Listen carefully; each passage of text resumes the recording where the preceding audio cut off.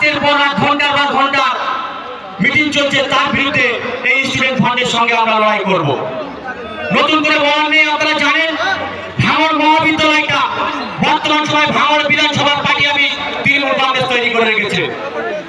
যে কলেজে বিভিন্ন নবীনবরণ থেকে শুরু করে বিভিন্ন শিক্ষক দিবসে ভোজপুরিকা নায়িকা নিয়ে এসে বিভিন্ন আর্টিস্ট নায়িকাদের নিয়ে এসে ন্যাম ডান্স যায়, এটা ভাঙড়ের মাটিতে লজ্জা।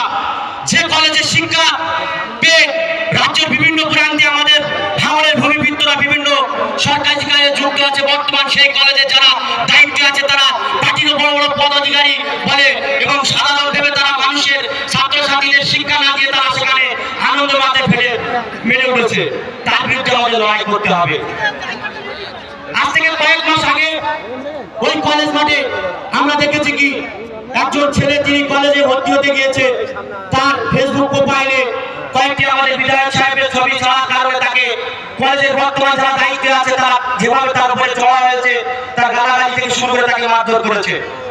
এর বিরুদ্ধে আমাদের রুখে দাঁড়াতে হবে, কারণ কলেজ কারণ বড় করে সম্পত্তি নয়। কলেজ কোনো সরকারের অনুদান থেকে তৈরি হয়, কিন্তু সরকারের প্রতিনিধিরা, সরকারের যারা